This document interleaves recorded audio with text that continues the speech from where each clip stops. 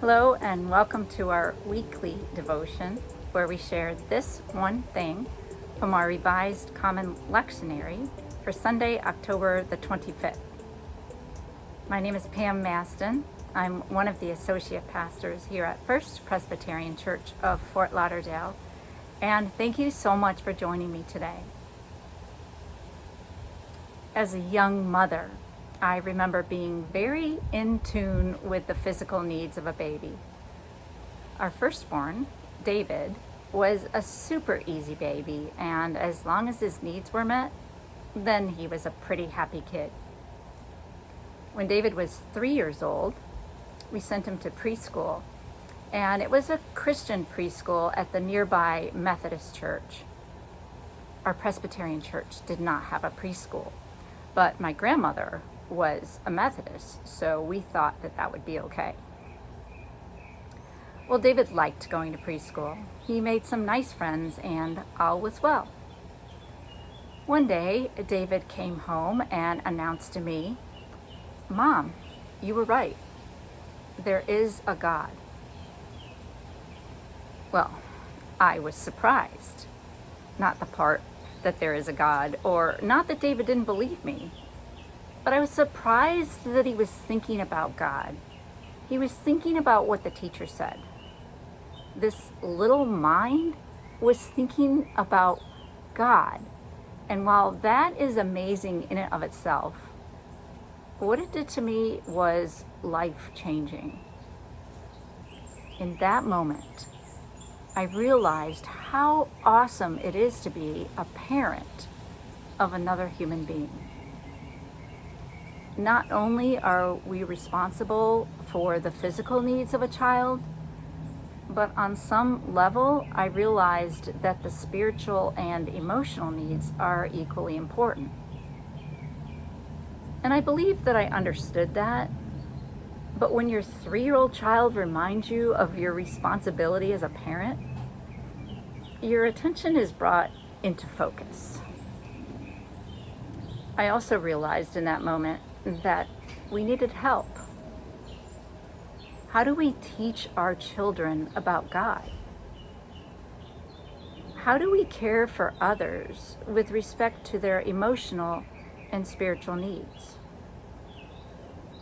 That was a big wake-up call for me, and David started Sunday school right away. In Paul's letter to the Thessalonians, Paul's first letter to the Thessalonians, he writes about caring for the church like a nurse tenderly caring for her own children. In verse 8 in the second chapter, Paul writes, "So deeply do we care for you that we are determined to share with you not only the gospel of God, but also our own selves, because you have become very dear to me." So deeply do we care for you that we are determined to share with you not only the gospel of God, but also our own selves.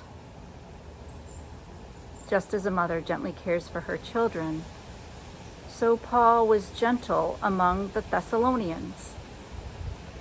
As a responsible parent encourages and instructs his children, Paul acted like a parent on behalf of the believers at Thessalonica.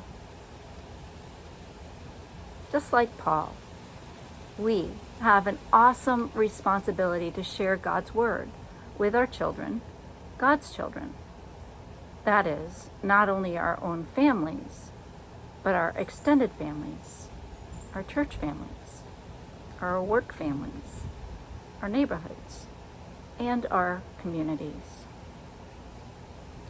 We are called to care for our brothers and sisters, not only their physical needs, but also the emotional and spiritual needs, because we are all created in God's image. Friends, there is not one of us who longs to be filled by God's presence, whether we acknowledge it or not, because we are created in God's image. What an awesome responsibility we have to care for God's people, as Paul wrote, like a nurse tenderly caring for her own children. This one thing for today is to pause and to consider how we can care for those around us. Maybe it's the physical needs we can assist with. For others, it may be the emotional and spiritual longings met by a word of grace, God's grace. Through you and me, we can share God's grace. And together, let us encourage one another as we continue to be the hands and feet of Jesus Christ in a broken and hurting world. Friends, thank you so much for joining me today.